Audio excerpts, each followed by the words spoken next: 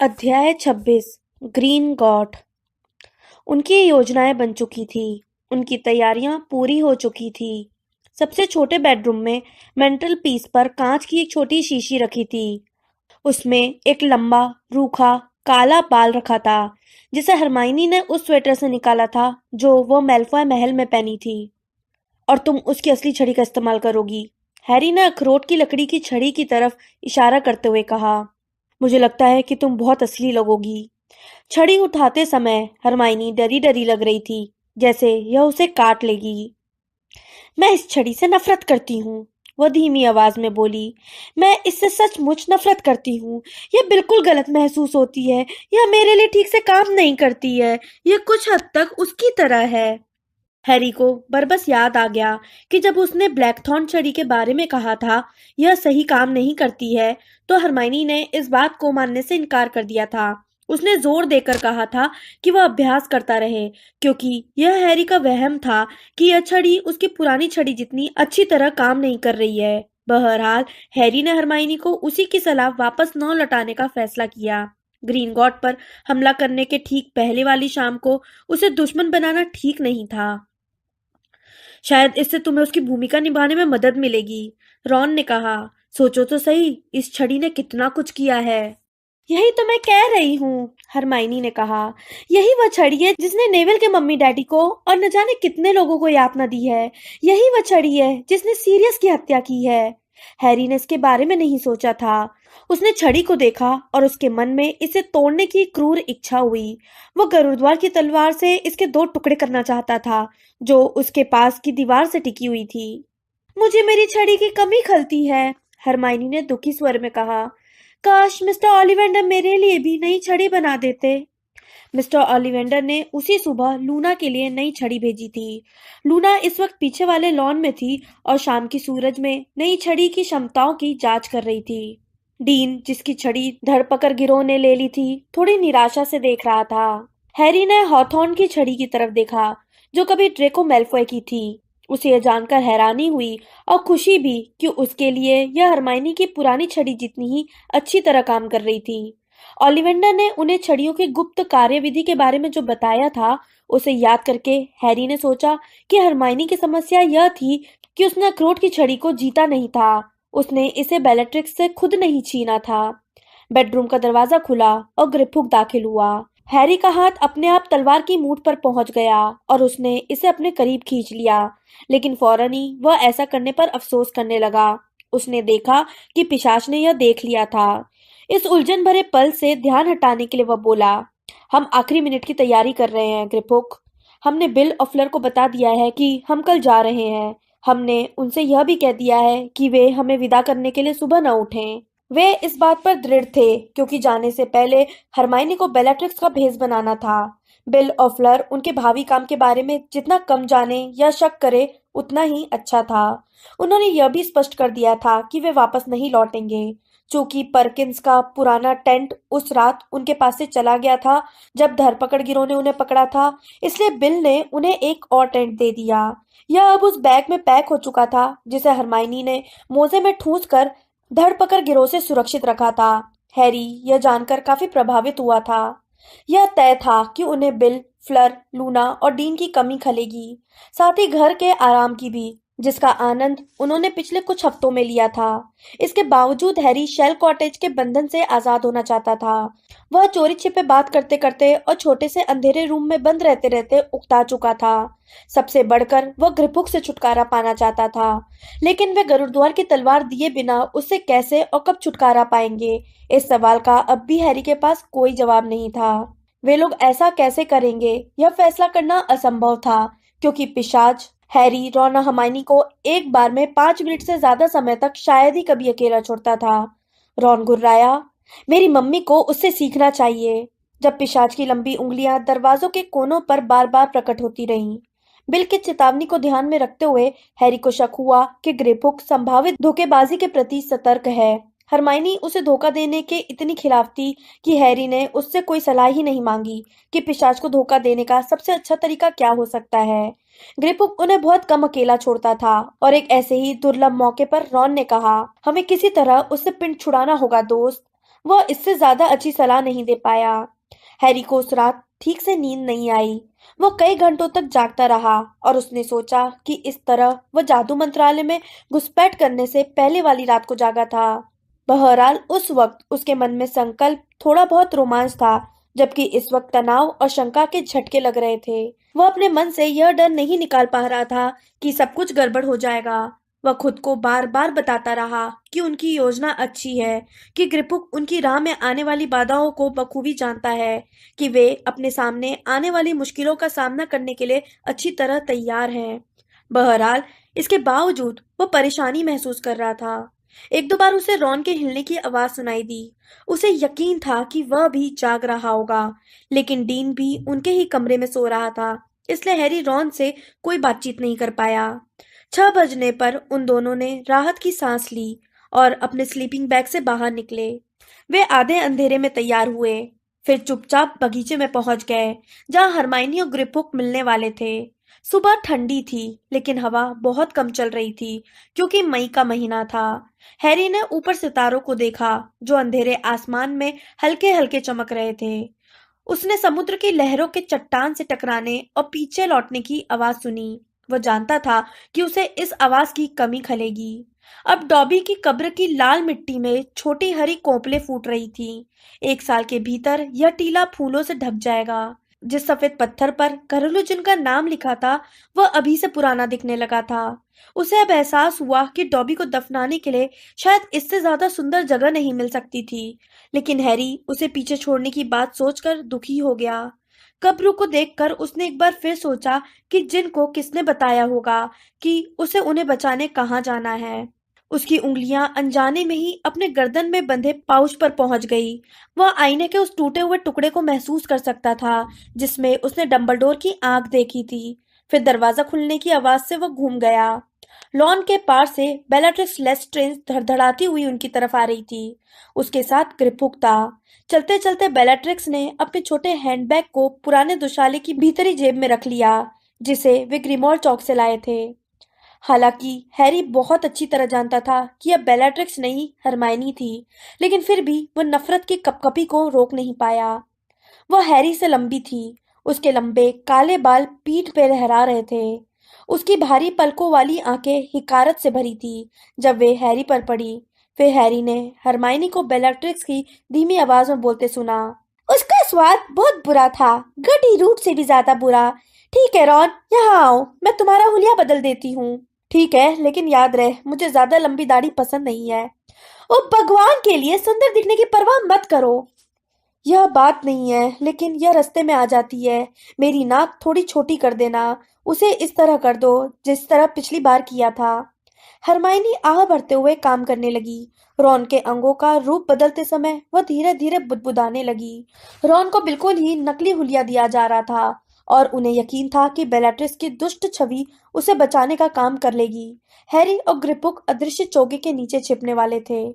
यह लो, हरमाइनी ने कहा। वह कैसा दिख रहा है हैरी? बदले हुए हुलिये के बावजूद रॉन कुछ कुछ पहचान में आ रहा था, लेकिन हैरी को लगा ऐसा शायद इसलिए है क्योंकि वह उसे बहुत अच्छी तरह पहचानता था। रॉन के बाल अब लंबे और लहरदार थे। उसकी मोटी भूरी दाढ़ी मूछें थी। उसके चेहरे पर एक भी चकत्ता नहीं था। छोटी चौड़ी नाक और भारी भौहें थी। देखो, यह मेरी पसंद का तो नहीं है, लेकिन चलेगा, हैरी ने कहा। तो फिर चले। उन तीनों ने मुड़कर शेल कॉटेज को देखा, जो धुंधलाते सितारों के नीचे अंधेरे में खामोश था। फिर वे मुड़े और बाउंड्री वॉल के पार जाने लगे, ताकि रहस्य रक्षक सम्मोहन के प्रभाव से दूर पहुंचकर अंतर ध्यान हो सके। गेट के पार पहुंचने के बाद ग्रिपुक बोला, हैरी पॉटर, मुझे लगता है अब मुझे चढ़ जाना चाहिए। हैरी झुक गया और पिशाच उसकी पीठ पर सवार हो गया। उसने अपने हाथ हैरी के गले के सामने बांध लिए। वह भारी नहीं था, लेकिन हैरी को पिशाच का स्पर्श नापसंद था, जो उसे बड़ी ताकत से पकड़े था। हरमाइनी ने अपने बैग में से अदृश्य चोगा निकालकर उन दोनों पर डाल दिया। बहुत बढ़िया, उसने कहा और हैरी के पैरों को देखने के लिए झुकी। मुझे कुछ नहीं दिख रहा है, चलो चलते हैं।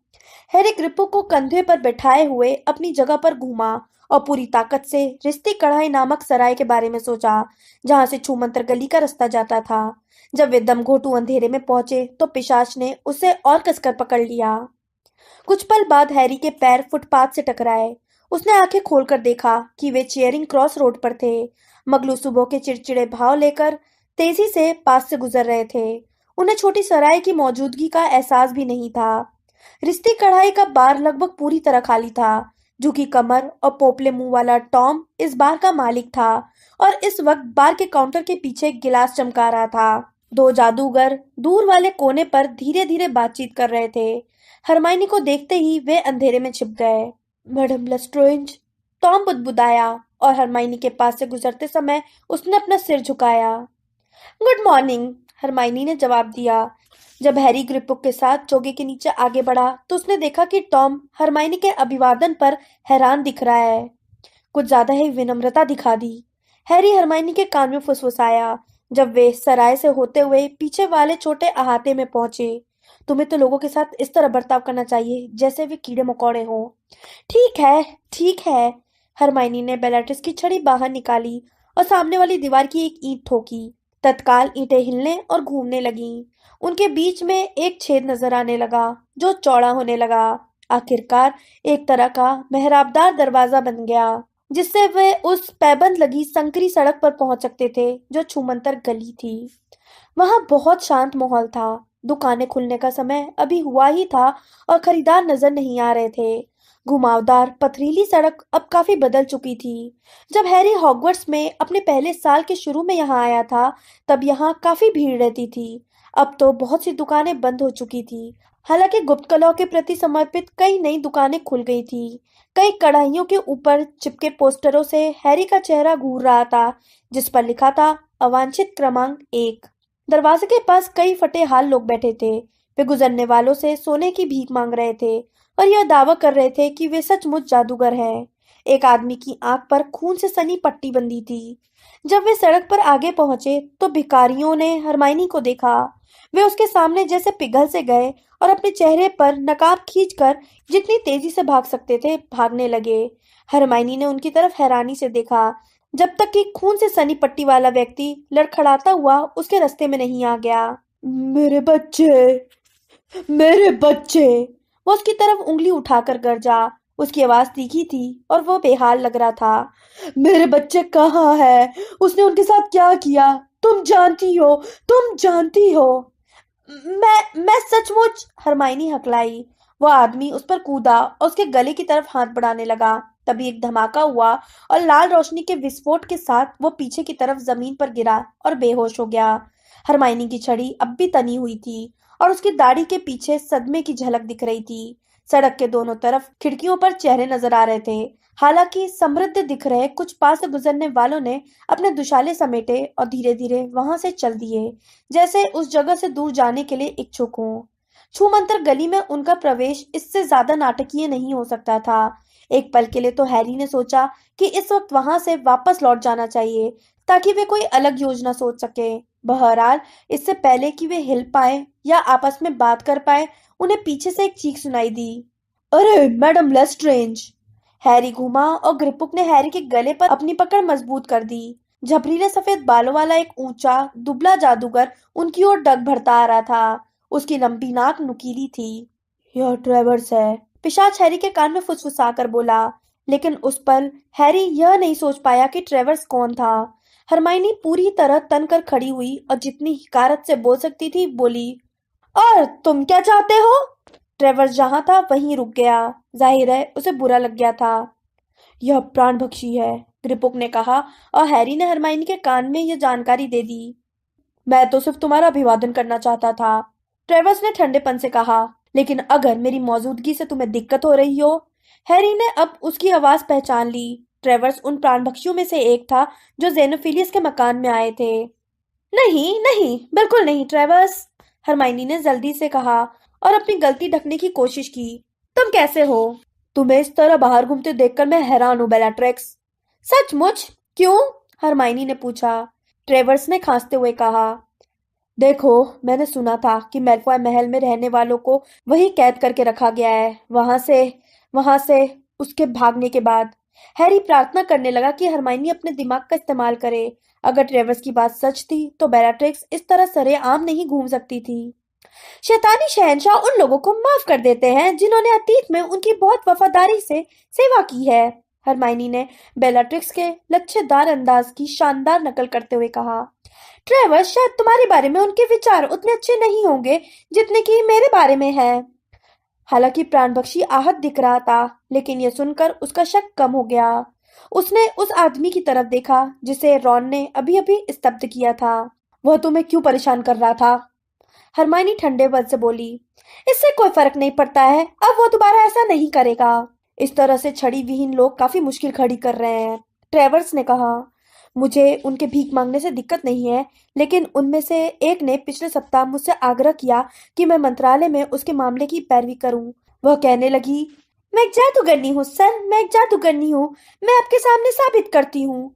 उसने चिचिया कर उस जादूगरनी की नकल की और फिर आगे अपनी आवाज में बोला। उसे लग रहा था जैसे मैं उसे अपनी छड़ी दे दूंगा। ट्रेवर्स ने जिज्ञासा से पूछा, वैसे तुम इस वक्त किसकी छड़ी का इस्तेमाल कर रही हो बेलाट्रिक्स? मैंने तो सुना था कि तुम्हारी छड़ी। मेरे पास मेरी ही छड़ी है, हरमाइनी ने ठंडेपन से बेलाट्रिक्स की छड़ी उठाते हुए कहा। ट्रेवर्स, मैं नहीं जानती कि तुमने अफवाह कहाँ से सुनी है, लेकिन तुम्हें बहुत गलत जानकारी है। यह सुनकर ट्रेवर्स थोड़ा चौंक गया और रॉन की तरफ मुड़ा। तुम्हारा दोस्त कौन है? मैं पहचान नहीं पाया। यह ड्रैगोमियर डेस्पार्ड है, हरमाइनी ने कहा। उन्होंने फैसला किया था कि रॉन की विदेश से बनना सबसे ज्यादा सुरक्षित रहेगा। वह बहुत कम अंग्रेजी बोल पाता है, लेकिन शैतानी शहंशाह के इरादों का कायल है। वह ट्रांसिल्वेनिया से हमारा नया प्रशासन देखने आया है। सचमुच? अब कैसे है ड्रैगोमियर? आप कैसे? रॉन ने हाथ बढ़ाते हुए कहा। ट्रेवर्स ने अपनी 2 उंगलियां बढ़ाई और रॉन ने इस तरह हाथ मिलाया जैसे अपने हाथ गंदे होने का डर हो। फिर ट्रेवर्स ने पूछा, इतनी सुबह सुबह कौन सी चीज तुम्हें और तुम्हारे कायल दोस्त को छूमंतर गली में ले आई है? मुझे ग्रीनगॉट जाना है, हरमाइनी ने कहा। ओह, मुझे भी वहीं जाना है, ट्रेवर्स बोला। सोना, गंदा सोना, हम इनके बिना जिंदा नहीं रह सकते। बहरहाल, मुझे लंबी उंगलियों वाले दोस्तों से संबंध बनाने की जरूरत पर अफसोस अवश्य होता है। हैरी को महसूस हुआ कि सुनने के बाद ग्रिपुक के हाथ उसके गले पर और ज्यादा कस गए। तो चले, ट्रेवर्स ने हरमाइनी को आगे बढ़ने का इशारा करते हुए कहा। हरमाइनी के पास उसके साथ चलने के सिवा और कोई चारा नहीं था। वह घुमावदार सड़क पर उस तरफ चल दी जहां ग्रीनगॉट की बर्फ से सफेद इमारत बाकी छोटी दुकानों की तुलना में बहुत ऊंची दिख रही थी। रॉन उसके बगल में चलने लगा और हैरी तथा ग्रिपुक पीछे पीछे चल दिए। उन्हें यह उम्मीद भी नहीं थी कि ग्रीनगॉट जाते समय एक सतर्क प्राणभक्षी उनके साथ लग जाएगा। और सबसे बुरी बात यह थी कि ट्रेवर्स बेलाट्रिक्स के भेस वाली हरमाइनी के बगल में चल रहा था, इसलिए हैरी हरमाइनी या रॉन से कोई बातचीत नहीं कर सकता था। जल्दी ही वे संगमरमर की सीढ़ियों के नीचे पहुंच गए, जो कांसे के बड़े दरवाजे की ओर जाती थी। पहले यहाँ प्रवेश द्वार के दोनों तरफ पिशाच यूनिफॉर्म में खड़े रहते थे, लेकिन जैसे कि ग्रिपुक ने उन्हें पहले ही चेतावनी दे दी थी, अब उसकी जगह पर 2 जादूगर खड़े थे, जिनके हाथों में लंबी पतली सुनहरी छड़ें थीं। आह, वास्तविक जांच छड़ें। ट्रेवर्स ने नाटकीय अंदाज में आ भरी। कितनी बचकानी, लेकिन असरदार। उन्होंने सीढ़ियों के ऊपर जाकर दोनों जादूगरों को देखकर सिर हिलाया, जिन्होंने सुनहरी छड़ें उठाकर उनके शरीर के दोनों तरफ फेरी। हैरी जानता था कि ये छड़ें छिपे सम्मोहन और जादुई वस्तुओं को पकड़ लेती है। हैरी जानता था कि उसके पास सिर्फ कुछ सेकंड हो गए, इसलिए ड्रेको की छड़ी बारी बारी से दोनों पहरेदारों की ओर करते हुए वह बुदबुदाया, चिकर घिन्नी। ट्रेवर्स का ध्यान इस तरफ नहीं गया। वह तो इस वक्त कांसे के दरवाजे के भीतर वाले हॉल की तरफ देख रहा था। मंत्र टकराने पर दोनों पहरेदार हल्के से हिले। सीढ़ियां चढ़ते वक्त हरमाइनी के लंबे काले बाल उसके पीछे लहराए। 1 मिनट मैडम, पहरेदार ने अपनी छड़ ऊपर उठाते हुए कहा। लेकिन तुमने अभी तो जांच की है, हरमाइनी ने बेलाट्रिक्स की घमंडी आवाज में कहा। ट्रेवर्स ने त्योरियां चढ़ाकर देखा। पहरेदार दुविधा में नजर आने लगे। उसने पतली सुनहरी छड़ को घूरा और फिर अपने साथी को, जिसने थोड़ी चकराई आवाज में कहा, हाँ मैरियस, तुमने अभी अभी इनकी जांच की है। हरमाइनी रॉन के साथ तेजी से आगे निकल गई। हैरी और ग्रिपुक उनके पीछे अदृश्य होकर चल रहे थे। चौखट पार करते वक्त हैरी ने पीछे मुड़कर देखा। दोनों जादूगर अपने सिर खुजा रहे थे। 2 पिशाच अंदर के चांदी के उन दरवाजों के सामने खड़े थे जिस पर वह कविता लिखी थी, जो संभावित चोरों को गंभीर प्रतिशोध की चेतावनी देती थी। हैरी ने उसकी तरफ देखा और अचानक उसके मन में चाकू जितनी पैनी याद उभर आई। जिस दिन वह 11 साल का हुआ था और उसने अपनी जिंदगी का सबसे अद्भुत जन्मदिन मनाया था। उसी दिन ठीक इसी जगह पर हैग्रिड ने उसके पास खड़े होकर कहा था, इसे लूटने की कोशिश करना पागलपन होगा। उस दिन ग्रीन गॉड उसे बड़ी अलौकिक जगह लगी थी। जादूगरों के इस बैंक में उसका ढेर सारा सोना रखा था, जिसके बारे में उसे पता भी नहीं था कि वह उसका मालिक है। उस दिन वह एक पल के लिए भी यह कल्पना नहीं कर सकता था कि किसी दिन वह कोई चीज चुराने के लिए यहाँ आएगा। कुछ ही पलों में वे बैंक के संगमरमर के विशाल हॉल में खड़े थे। लंबे काउंटर पर पिशाच ऊंचे स्टूलों पर बैठकर शुरुआती ग्राहकों की सेवा कर रहे थे। हरमाइनी, रॉन और ट्रेवर्स एक बूढ़े पिशाच की तरफ गए, जो चश्मा लगाकर सोने के एक छोटे सिक्के की जांच कर रहा था। हरमाइनी रॉन को हॉल की खूबियां समझाने के बहाने से पीछे रुक गई और ट्रेवर्स को अपने आगे जाने दिया। पिशाच जिस सिक्के की जांच कर रहा था उसे एक तरफ रखते हुए खुद से बोला, नकली है। फिर उसने ट्रेवर्स का अभिवादन किया, जिसने एक छोटी सुनहरी चाबी दी। पिशाच ने जांच करने के बाद चाबी लौटा दी। हरमाइनी ने कदम आगे बढ़ाए।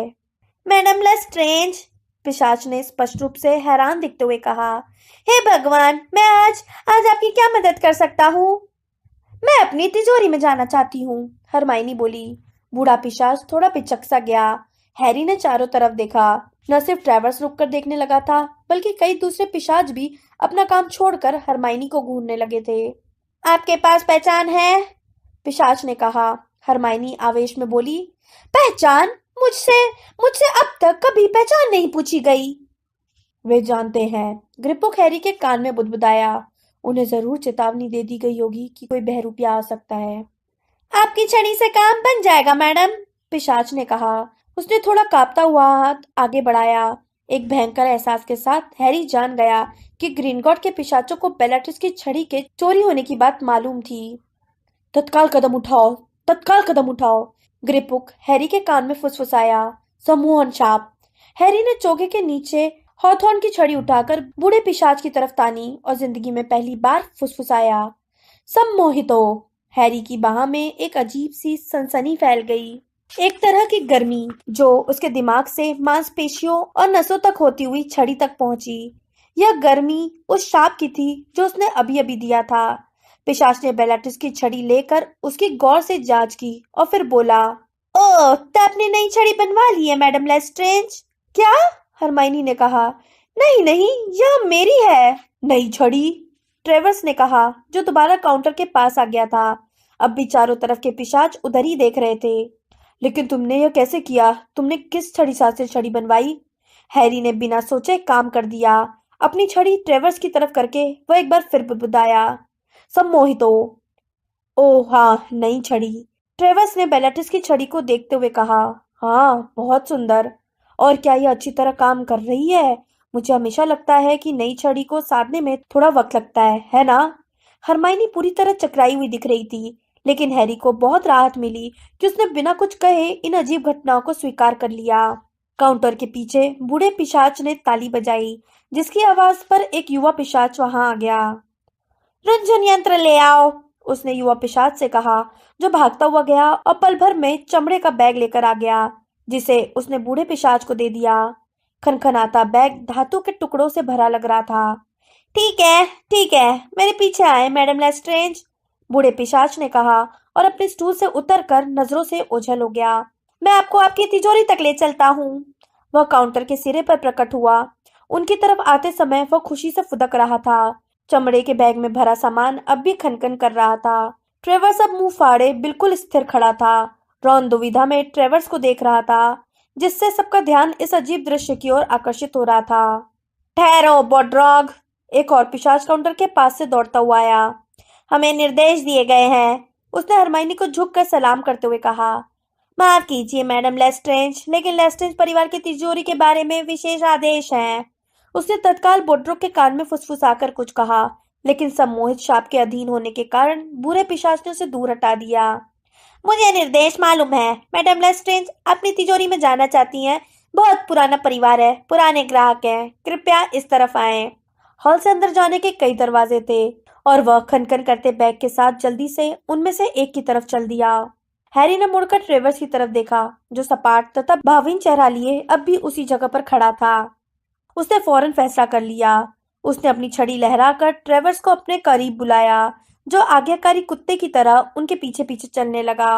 वे दरवाजे को पार करके पत्थर के गलियारे में पहुंच गए, जहां मशालों की रोशनी हो रही थी। जैसे ही दरवाजा बंद हुआ, हैरी अपना दृष्टि चोगा उतारते हुए बोला, हम मुश्किल में हैं, लगता है उन्हें शक हो गया है। ग्रिपुक उसके कंधे से नीचे कूद गया। ट्रेवर्स या बोड्रोग ने हैरी पॉटर के अचानक अपने बीच प्रकट होने पर जरा भी हैरानी नहीं दिखाई। जब हरमाइनी और रॉन उनकी भावी प्रतिक्रिया से दुविधा में नजर आए, तो हैरी आगे बोला, वे सम्मोहित हैं। वैसे मुझे नहीं लगता कि मैंने पर्याप्त शक्तिशाली सम्मोहन किया है। उसके दिमाग में एक और याद कौंधी। यह याद असली बेलाट्रिक्स लेस्ट्रेंज की थी। जब हैरी ने पहली बार अक्षम्य शाप देने की कोशिश की थी, तो बेलाट्रिक्स ने उससे चीखते हुए कहा था, उसके लिए सच्ची इच्छा होना चाहिए पॉटर। अब हम क्या करें? रॉन ने कहा, क्या वापस चलें? इस समय तो हम सब वापस लौट सकते हैं। अगर हम लौट सके, हरमाइनी ने कहा और मुख्य हॉल में जाने वाले दरवाजे की तरफ देखा, जिसके पीछे जाने क्या हो रहा था। हम इतनी दूर तक तो आ ही गए हैं, मैं तो कहता हूँ कि आगे चलना चाहिए, हैरी बोला। अच्छी बात है, ग्रिपुक ने कहा, हमें गाड़ी चलाने के लिए बॉड्रॉक की जरूरत है। मेरे पास अब इसका अधिकार नहीं है, लेकिन जादूगर के लिए जगह नहीं होगी। हैरी ने अपनी छड़ी ट्रेवस की तरफ तानी। सब मोहित हो। जादूगर मुड़ा और तेज गति से अंधेरे रास्ते पर चल दिया। तुम उसे क्या करवा रहे हो? उसे छिपा रहा हूं, हैरी ने कहा, जब उसने अपनी छड़ी बोग्रोड की तरफ की। बोग्रोड ने फौरन सीटी बजाकर एक छोटी गाड़ी बुलाई, जो अंधेरे में से निकलकर पटरियों पर धड़धड़ाती हुई आ गई। इसमें बैठते समय हैरी को पीछे मुख्य हॉल से चिल्लाने की दबी हुई आवाजें सुनाई दी। वे ठसाठस बैठे थे और बोग्रोड, ग्रिपुक, हैरी, रॉन और हर्माइनी के आगे जाकर बैठ गया। एक तेज झटके के साथ गाड़ी चलने लगी और इसने रफ्तार पकड़ ली। वे ट्रेवस के पास से धड़धड़ाते हुए निकले, जो दीवार की एक दरार में घुस रहा था। फिर गाड़ी भूलभुलैया जैसे गलियारे में घूमती हुई नीचे की तरफ चलने लगी। पटरियों पर गाड़ी की खड़खड़ के कारण हैरी को कुछ सुनाई नहीं दे रहा था। उसके बाल पीछे उड़ रहे थे जब वे छत से लटकते चूने के खंभों के बीच से मुड़कर और गहराई में चले गए। लेकिन हैरी आगे नहीं पीछे देख रहा था। हो सकता है उनका भेद खुल गया हो। उसने इस बारे में जितना सोचा था, उसे उतना ही ज्यादा मूर्खतापूर्ण लगा कि वे हरमाइनी को बेलाट्रिक्स के भेष में लाए थे। यही नहीं, वे बेलाट्रिक्स की छड़ी भी लाए थे, जबकि प्राणभक्षी जानते थे कि यह चोरी हो चुकी है। ग्रीनगॉट में पहली बार आने पर हैरी जितनी गहराई में गया था, इस बार उससे भी ज्यादा गहराई में पहुंच गया। गाड़ी तेजी से एक अंधेरे मोड़ पर मुड़ी और उनके ठीक सामने पटरियों पर एक जलप्रपात दिखने लगा। हैरी को ग्रिपुक के चिल्लाने की आवाज आई, नहीं, लेकिन गाड़ी में ब्रेक नहीं थे। वे ऊपर से गिरते पानी की धारा में से होते हुए पार निकल गए। हैरी की आंखों और मुंह में पानी भर गया। वो देख नहीं सकता था और सांस भी नहीं ले सकता था। फिर एक जोरदार झटके के साथ गाड़ी लुढ़क गई और वे सभी इसमें से गिर गए। गलियारे की दीवार से टकरा कर गाड़ी टुकड़े टुकड़े हो गई, जिसकी आवाज हैरी को साफ सुनाई दी। उसे हरमाइनी के चिल्लाने की आवाज भी सुनाई दी। वह हल्का होकर जमीन की ओर उड़ने लगा और चट्टानी गलियारों के फर्श पर बिना दर्द के गिर गया। गद्दीदार सम्मोहन, हरमाइनी ने थूक उड़ाते हुए कहा, जब रॉन ने हरमाइनी को उसके पैरों पर खड़ा किया। लेकिन हैरी यह देखकर दहशत में आ गया कि अब हरमाइनी बेलाट्रिक्स के भेष में नहीं थी। इसके बजाय वह जरूरत से ज्यादा बड़े दुशालों में बिल्कुल गीली थी और अपने असली रूप में आ चुकी थी। रॉन के बाल एक बार फिर लाल हो गए थे और उसकी दाढ़ी चली गई थी। जब उन दोनों ने एक दूसरे को देखा और अपने चेहरों पर हाथ फेरे, तो उन्हें भी इस बात का एहसास हो गया। चोर का पतन, ग्रिपुक ने खड़े होते हुए कहा और मुड़कर पटरियों पर गिरते जलप्रपात को देखा। हैरी अब समझ गया कि यह सिर्फ पानी ही नहीं था। यह प्रपात सारे सम्मोहन, सारे जादुई छिपाव को धो डालता है। वे जानते हैं कि ग्रीनगॉट में बहरूपिया घुस आए हैं। उन्होंने हमारे खिलाफ सुरक्षात्मक इंतजाम सक्रिय कर दिए हैं। हरमाइनी टटोल कर देखने लगी कि क्या उसके पास अब भी उसका बैग है। हैरी ने भी जल्दी से अपनी जैकेट में हाथ डालकर देखा कि कहीं अदृश्य चोगा तो गायब नहीं हो गया है। फिर उसने मुड़कर देखा कि बोग्रोड हैरानी में अपना सिर हिला रहा था। चोर के पतन ने सम्मोहन शाप को भी खत्म कर दिया था। हमें उसकी जरूरत है, ग्रिपुक ने कहा। हम ग्रीनगॉट के पिशाच के बिना तिजोरी में नहीं घुस सकते और हमें रुंझुन यंत्र की भी जरूरत पड़ेगी। सब मोहित हो, हैरी ने एक बार फिर कहा। उसकी आवाज पत्थर के गलियारे में गूंजी जब उसने दिमाग से छड़ी तक प्रभावित होते नियंत्रण के एहसास को दोबारा महसूस किया। बोग्रोड एक बार फिर उसकी इच्छा के अनुरूप काम करने लगा। उसके चेहरे का हैरानी का भाव विनम्र उदासीनता में बदल गया रॉन धातु के औजारों के थैले को उठाने के लिए लपका। हैरी, मुझे लगता है कि लोगों के आने की आवाजें आ रही हैं। हरमाइनी बोली और बेलाट्रिस की छड़ी जलप्रपात की तरफ तान कर चिल्लाई, रक्षा कवच। कवच सम्मोहन उड़ता हुआ गया और जादुई पानी के प्रभाव को तोड़ता हुआ निकल गया। अच्छा सोचा, हैरी ने कहा। आगे चलकर रास्ता बताओ ग्रिपहुक। हम बाहर कैसे निकलेंगे? रॉन ने पूछा। जब वे पिशाच के पीछे अंधेरे में तेजी से चले, बोग्रोट किसी वफादार कुत्ते की तरह उनके साथ हाँफता हुआ चल रहा था। उस बारे में हम वक्त आने पर चिंता करेंगे, हैरी ने कहा। वह सुनने की कोशिश कर रहा था। उसे पास में किसी चीज के हिलने और टकराने की आवाज आ रही थी। ग्रिपहुक और कितनी दूर है? ज्यादा दूर नहीं है हैरी पॉटर, ज्यादा दूर नहीं है। एक मोड़ मुड़ते ही उन्हें वह चीज दिख गई जिसके लिए हैरी तैयार था, लेकिन इसके बावजूद वे सभी रुक गए। उनके सामने एक दैत्य का ड्रैगन जमीन से बंधा हुआ था। वह वहां की 4-5 सबसे गहरी तिजोरियों का रास्ता रोके था। जमीन के नीचे लंबे समय तक रहने के कारण उसकी चमड़ी पीली और पपड़ीदार हो गई थी। उसकी आंखें दूधिया गुलाबी थी। दोनों पिछले पैर भारी जंजीरों से चट्टानी फर्श पर गहरे गड़े विशाल खूंटों से बंधे थे। उसके विशाल नुकीले पंख उसकी शरीर के करीब थे। अगर वो अपने पंख फैलाता तो पूरा कमरा भर जाता। उनकी तरफ अपना बदसूरत सिर उठाकर ड्रैगन गरजा, जिससे चट्टान कांपने लगी। उसने अपना मुंह खोलकर आग उगली, जिससे वे सभी गलियारे में पीछे भागने लगे। यह थोड़ा अंधा है, ग्रिपुक ने हाँफते हुए कहा, लेकिन इस कारण ज्यादा दुष्ट है। बहरहाल हमारे पास इसे काबू में करने का उपाय है। इसे पता है कि रुंजुनियन की आवाज सुनने पर इसे क्या करना चाहिए। बैग मुझे दो। रॉन ने बैग ग्रिपुक को दे दिया और पिशाच ने उसमें से धातु के कुछ छोटे औजार बाहर निकाले। उन औजारों को हिलाने पर एक ऐसी तेज आवाज हुई जैसे लोहे की किसी चीज पर छोटे हथौड़े मारे जा रहे हों। ग्रिपुक ने उन्हें आगे बढ़ाया। बोग्रोड ने औजारों को विनम्रता से ले लिया। तुम जानते हो क्या करना है, ग्रिपुक ने हैरी, रॉन और हरमाइनी से कहा। इस आवाज को सुनते ही वह यातना की उम्मीद करेगा और पीछे हट जाएगा। उसी समय बोगरोड को अपनी हथेली तिजोरी के दरवाजे पर रखनी होगी। वे रुंझुन यंत्र हिलाते हुए दोबारा मुड़ने लगे। चट्टानी दीवारों में यह शोर कई गुना बढ़कर गूंजा, जिससे हैरी की खोपड़ी कांपने लगी। ड्रैगन भर्राए अंदाज में गरजा और फौरन पीछे हट गया। वह कांप रहा था। ज्यादा करीब जाने पर हैरी ने देखा कि ड्रैगन के चेहरे पर कई बुरे घाव थे। उसने अंदाजा लगा लिया कि रुंझुन यंत्र की आवाज पर ड्रैगन को गर्म तलवारों से दागा जाता होगा, इसलिए वो आवाज से डरने लगा था। बोगरोड से दरवाजे पर हथेली रखवाओ, ग्रिपुक ने हैरी से आग्रह किया, जिसने अपनी छड़ी एक बार फिर बोगरोड की तरफ की। बूढ़े पिशाच ने आदेश मानते हुए अपनी हथेली लकड़ी पर रख दी। तिजोरी का दरवाजा पिघल गया और सामने एक गुफा जैसी जगह दिखने लगी। अंदर बहुत सारा सामान ठसाठस भरा था। फर्श से छत तक सोने के सिक्के और प्याले, चांदी के रक्षा कवच, विचित्र प्राणियों की खालें, जिनमें से कुछ के लंबे कांटे थे, कुछ के झुके हुए पंख थे। रत्न जड़े पात्रों में काड़े और मुकुट पहने खोपड़ी रखी थी। जब वे सभी तेजी से तिजोरी के भीतर घुसे तो हैरी बोला, खोजो जल्दी। उसने रॉन और हरमाइनी को मेहनतकश के कप का वर्णन बता दिया था, लेकिन अगर इस तिजोरी में कोई अनजान हॉर्क्रक्स हुआ तो उसे नहीं मालूम था कि वह कैसा दिखता होगा। बहरहाल उसे चारों तरफ नजरें दौड़ाने का समय ही नहीं मिला। पीछे एक दबी हुई आवाज आई। दरवाजा दोबारा प्रकट हो गया था और वे तिजोरी के भीतर बंद हो गए थे। वे घुप अंधेरे में खड़े थे। रॉन हैरानी से चिल्लाया, लेकिन ग्रिपुक बोला, कोई बात नहीं, बोगरोड हमें बाहर निकाल देगा। क्या तुम लोग अपनी छड़ियों से रोशनी नहीं कर सकते? जल्दी करो, हमारे पास वक्त बहुत कम है। प्रकाशित भव। हैरी ने अपनी छड़ी की नोक पर रोशनी करके तिजोरी में चारों तरफ देखा। उसे चमकते रत्न दिखे। उसे गरुड़द्वार की नकली तलवार जंजीर के बीच एक ऊंची अलमारी पर रखी दिखी। रॉन और हरमाइनी ने भी अपनी छड़ियां रोशन कर ली थी। अब वे अपने आसपास की चीजों के ढेरों को देख रहे थे। हैरी, क्या यह हो? ओह! हरमाइनी दर्द से चिल्लाई और हैरी ने समय रहते अपनी छड़ी उसकी ओर घुमाई। रत्नों वाला एक प्याला हरमाइनी की पकड़ से छूट गया था। गिरते ही यह कई प्यालों में बदल गया और प्यालों की बरसात करने लगा। एक पल बाद जोरदार खड़खड़ के साथ फर्श पर उसी जैसे प्याले हर दिशा में लुढ़कने लगे, जिससे असली प्याले को खोजना असंभव हो गया। उसने मुझे जला दिया, हरमाइनी ने कराहते हुए कहा और अपनी जली हुई उंगलियां चूसी।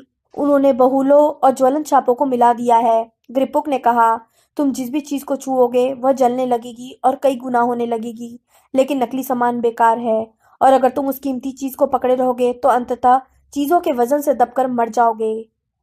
ठीक है, कुछ छूना मत, हैरी ने हताशा में कहा। लेकिन उसकी बात पूरी हुई ही थी कि संयोग से रॉन का पैर एक गिरे प्याले से टकरा गया, जिससे 20 और प्याले गिरने लगे। रॉन उसी जगह पर फुदकने लगा, क्योंकि गर्म धातु के कारण उसके जूतों के सामने वाला हिस्सा जलने लगा था।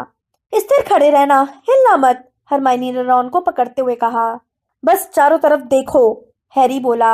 याद रखो, कप छोटा और सुनहरा है। इस पर एक बिज्जू उकेरा गया है, 2 हैंडल है। अगर वह न दिखे तो किसी और चीज पर चील बनी होगी, जो चीलघात का प्रतीक है। उन्होंने अपनी छड़ियां हर कोने और दरार की तरफ घुमाई और उसी जगह पर सावधानी से घूमे। इतनी छोटी जगह पर किसी चीज को बिना छुए इधर उधर घूमना असंभव था। हैरी ने जमीन पर बहुत से नकली गैलियनों की बौछार कर दी, जो प्यालों के ऊपर पहुंच गए। अब पैर रखने की भी जगह नहीं बची थी। चमचमाता सोना दहक रहा था, इसलिए तिजोरी अंगीठी की तरह तप रही थी। हैरी की छड़ी की रोशनी कवचों और पिशाचों के बनाए शिरस्त्राणों पर से गुजरी, जो छत पर ऊंची अलमारियों पर रखे थे। उसने रोशनी और ज्यादा ऊपर की, जब तक कि उसे वह चीज नहीं दिख गई, जिससे उसका दिल धक रह गया और हाथ कांपने लगा। वह वहां है, वहां ऊपर। रॉन और हरमाइनी ने भी अपनी छड़ियां उस तरफ कर दी। छोटा सुनहरा कप 3 तरफ से आती रोशनी में चमकने लगा। वह कप जो कभी माया मेहनत कश का था, जो हेप्जिबा स्मिथ को विरासत में मिला था और जिससे उसे टॉम रिडल ने चुरा लिया था। रॉन ने पूछा, हम बिना किसी चीज को छुए वहां तक पहुंचेंगे कैसे? आगमनों कब, हरमाइनी चिल्लाई, जो अपनी हताशा में वह बात भूल गई थी जो ग्रिपुक ने योजना बनाते समय उन्हें बताई थी। कोई फायदा नहीं होगा, पिशाच घुर्राया। तो फिर क्या करें? हैरी ने गुस्से से पिशाच से पूछा। ग्रिपुक, अगर तुम तलवार चाहते हो तो तुम्हें हमारी मदद करनी चाहिए। जरा ठहरो, क्या मैं उसे तलवार से छू सकता हूँ? हरमाइनी, तलवार तो देना। हरमाइनी ने अपने दुशाले में हाथ डालकर बैग बाहर निकाला। कुछ पल तक टटोलने के बाद उसने चमकती तलवार निकाली। हैरी ने इसकी माड़ीदार मूठ को पकड़ा और इसकी नोक पास की चांदी की सुराही से टकराई। सुराही कई गुना नहीं हुई। काश मैं तलवार को हैंडल में डाल सकूं, लेकिन मैं इतनी ऊपर पहुंचूंगा कैसे? जिस अलमारी पर कप रखा था, वह उनमें से किसी की भी पहुंच से दूर थी, सबसे लंबे रॉन की भी। जादुई खजाने से गर्मी की लपटें उठ रही थी। हैरी के चेहरे और पीठ पर पसीना बह रहा था, लेकिन उसका पूरा ध्यान कब तक पहुंचने की तरकीब सोचने पर केंद्रित था। तभी उसे तिजोरी के दरवाजे के दूसरी तरफ ड्रैगन के दहाड़ने की आवाज सुनाई दी। रुंझुन यंत्र की आवाज भी लगातार तेज हो रही थी। अब वे सचमुच फंस चुके थे। दरवाजे के अलावा बाहर निकलने का और कोई रास्ता नहीं था, और उधर पिशाचों का झुंड आ रहा था। हैरी ने रॉन और हरमाइनी की तरफ देखा। उनके चेहरे पर दहशत थी। हरमाइनी, हैरी ने कहा, जब रुंझुन यंत्र की आवाज ज्यादा तेज हो गई, मुझे वहां ऊपर पहुंचना होगा, हमें इसे नष्ट करना होगा। हरमाइनी ने अपनी छड़ी उठाकर हैरी की तरफ तानी और फुसफुसाई, ऊर्ध्वगामी। हवा में घुटनों से ऊपर उठते समय हैरी सूट ऑफ आर्मर से टकराया और उसके कई गर्म संस्करण प्रकट हो गए, जिससे ठसाठस भरी जगह पहले से ज्यादा भर गई। दर्द भरी चीखों के साथ रॉन, हरमाइनी और दोनों पिशाच कई चीजों से टकरा गए। वे चीजें भी कई गुना होने लगी। अब वे गर्म खजाने में आधे दफन हो चुके थे। वे जूझे और चिल्लाए। जब हैरी ने तलवार मेहनत कश के कप के हैंडल में घुसाई और उसे धार पर जमा लिया। अप्रभावित हो, हरमाइनी गर्म धातु से अपनी रॉन और पिशाचों की रक्षा करने की कोशिश में चीखी। फिर सबसे बुरी चीख आई। हैरी ने नीचे देखा। रॉन और हरमाइनी खजाने में कमर तक धंसे थे और बोग्रोट को ऊपर उठते खजाने में धंसने से रोक रहे थे। लेकिन ग्रिपुक ओझल हो चुका था और सिर्फ उसकी लंबी उंगलियां ही नजर आ रही थीं। हैरी ने ग्रिपुक की उंगली को पकड़कर खींचा। जला हुआ पिशाच विलाप करता हुआ धीरे धीरे ऊपर आया। अधोगामी, हैरी चिल्लाया। एक झटके के साथ वह और ग्रिपुक उफनते खजाने की सतह पर आ गए और हैरी के हाथ से तलवार छूट गई। इसे पकड़ो, हैरी गर्म धातु से चमड़ी जलने के दर्द के बावजूद चिल्लाया।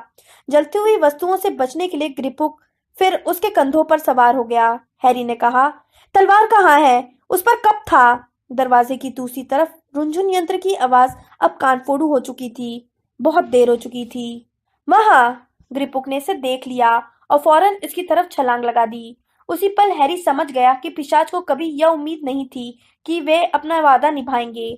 सोने की गर्म वस्तुओं के बीच गिरने से बचने के लिए ग्रिपुक ने एक हाथ से हैरी के बाल कसकर पकड़ लिए और दूसरे हाथ से तलवार की मूठ पकड़कर उसे हैरी की पहुंच से दूर ऊपर उठा लिया। तलवार के हैंडल पर टिका छोटा सुनहरा कप हवा में उड़ने लगा। हालांकि पिशाच अब भी हैरी पर सवार था, लेकिन इसके बावजूद हैरी ने गोता लगाकर कप को पकड़ लिया। हालांकि कप के कारण उसकी चमड़ी जल रही थी, लेकिन उसने कप को नहीं छोड़ा। तब भी नहीं, जब मेहनत कश के अनगिनत कप उसकी मुट्ठी से निकले और उसके शरीर पर गिरने लगे। तभी तिजोरी का दरवाजा एक बार फिर खुल गया। उसने खुद को तपते सोने और चांदी पर फिसलता हुआ पाया। फिसलते हुए वह, रॉन और हर्माइनी बाहर के रास्ते तक पहुंच गए। उसके शरीर पर छाले और फोड़े हो चुके थे। उसे भयंकर दर्द हो रहा था। बहरहाल हैरी को इस बात की परवाह नहीं थी। अब भी कई गुना होते खजाने की बाढ़ में बहते हुए हैरी ने कप को अपने जेब में रख लिया और तलवार को लेने के लिए हाथ बढ़ाया, लेकिन ग्रिपुक जा चुका था। पहला मौका मिलते ही वो हैरी के कंधों से फिसला और तलवार लहराता हुआ पास खड़े पिशाचों के बीच भागा। वह चिल्लाता जा रहा था, चोर, चोर, मदद करो, चोर। वह सामने से आती भीड़ में गुम हो गया, जो सभी खंजर थामे थे और जिन्होंने कोई सवाल किए बिना उसकी बात पर विश्वास कर लिया था। गर्म धातु पर फिसलता हुआ हैरी बड़ी मुश्किल से अपने पैरों पर खड़ा हुआ। वह जानता था कि बचने का इकलौता रास्ता संघर्ष था। स्तब्ध हो, वह गरजा। रॉन और हर्माइनी ने भी ऐसा ही किया। लाल रोशनी की लपटें पिशाचों की भीड़ की तरफ उड़ी। कुछ पिशाच लुढ़क गए, लेकिन बाकी आगे बढ़ते रहे। हैरी ने देखा कि मोड़ पर कई जादूगर पहरेदार भी आ रहे थे। बंदा ड्रैगन गरजा और पिशाचों की तरफ आग उगलने लगा। जादूगर पहरेदार जिस रास्ते से आए थे, उसी रास्ते वापस भाग गए। अचानक हैरी के मन में एक प्रेरणा या पागलपन भरा विचार आया। उसने अपनी छड़ी उन मोटी जंजीरों की तरफ की जिनसे वह जानवर फर्श में गड़े खूंटों से बंधा था। हैरी जोर से चिल्लाया, विभक्तो! जंजीरें तेज धमाके के साथ टूट गई। इस तरफ, हैरी चिल्लाया और आने वाले पिशाचों पर स्तब्धीकरण मंत्र मारते हुए अंधे ड्रैगन की तरफ भागा। हैरी, हैरी, तुम क्या कर रहे हो? हरमाइनी चिल्लाई। ऊपर आओ, ऊपर चढ़ जाओ, जल्दी। ड्रैगन को यह एहसास ही नहीं हुआ था कि अब वह आजाद है। हैरी उसकी पीठ पर चढ़ गया। ड्रैगन की खाल लोहे जितनी सख्त थी, उसे तो हैरी का वजन महसूस भी नहीं हुआ होगा। हैरी ने एक हाथ आगे बढ़ाकर हरमाइनी को भी ऊपर खींच लिया। रॉन भी उनके पीछे चढ़ गया और उसके पल भर बाद ड्रैगन को एहसास हुआ कि वह आजाद हो चुका है। तेजी से गरजते हुए ड्रैगन झुका। हैरी ने अपने घुटने सटा लिए और तेजी से जकड़ लिए। जब पंख खुले और चीखते पिशाचों को कीड़े मकोड़े की तरह तितर बितर करते हुए ड्रैगन हवा में उड़ने लगा। हैरी, रॉन और हर्माइनी उसकी पीठ पर पूरी तरह झुके हुए थे, लेकिन उनके शरीर के ऊपरी हिस्से छत से टकरा रहे थे। जब ड्रैगन गलियारे की तरफ बढ़ा तो पिशाच खंजर फेंकने लगे, लेकिन वे उसकी खाल से टकराकर गिर गए। हम कभी बाहर नहीं निकल पाएंगे, इसका शरीर बहुत बड़ा है, हरमाइनी चीखी। लेकिन ड्रैगन ने अपना मुंह खोलकर आग उगली। सुरंग में विस्फोट हो गया, जिससे छत और फर्श तड़क कर टूट गए। सिर्फ अपनी ताकत के दम पर ड्रैगन रास्ता बना रहा था। हैरी की आंखें गर्मी और धूल के कारण कसकर बंद थी। चट्टान के तड़कने और ड्रैगन के गरजने की आवाजों के कारण उनके कान के पर्दे फटे जा रहे थे। वह तो उसकी पीठ कसकर पकड़े था और किसी भी पल गिरने की उम्मीद कर रहा था। तभी उसने हरमाइनी को चिल्लाते सुना, विस्तारित हो! हरमाइनी गलियारे के रास्ते को बड़ा करने में ड्रैगन की मदद कर रही थी। वह छत को चौड़ा कर रही थी। जब ड्रैगन चीखते और रुंझुन यंत्र बजाते पिशाचों से दूर ऊपर की तरफ ताजी हवा की तरफ उड़ने लगा। हैरी और रॉन ने हरमाइनी की नकल करके वही मंत्र दोहराया। मंत्रों से छत में विस्फोट हो गया। भूमिगत जलप्रपात पार करने पर गुर्राते भीम का जानवर को आजादी का पूरा एहसास हो गया। ड्रैगन की कांटेदार पूंछें पीछे लहरा रही थी। बड़ी बड़ी चट्टानों के साथ ही छत से लटकते चूने के खंभे भी टूट गए थे। पिशाचों के रुंझुन यंत्र की आवाज अब काफी धीमी हो गई थी, जबकि ड्रैगन की आग के कारण आगे उनका रास्ता काफी साफ नजर आ रहा था। आखिरकार उनके मंत्रों और ड्रैगन की अमानवीय शक्ति की बदौलत वे गलियारे से विस्फोट करते हुए संगमरमर के हॉल में पहुंच गए। वहां मौजूद जादूगर और पिशाच चिल्लाकर सुरक्षित जगह पर भागे। अंततः ड्रैगन को अपने पंख फैलाने की जगह मिल गई। उसने अपना सींगदार सिर बाहर की ठंडी हवा की ओर किया, जिसकी खुशबू उसे दरवाजे के पार से आ रही थी। पीठ पर सवार हैरी, रॉन और हर्माइनी के साथ वह उड़ने लगा। ड्रैगन ने जोरदार टक्कर मारकर धातु के दरवाजे को पार किया। छूमंतर गली में पहुंचकर ऊपर उड़ते समय हैरी ने देखा कि पीछे धातु के दरवाजे अपने चूलों पर झूल रहे थे।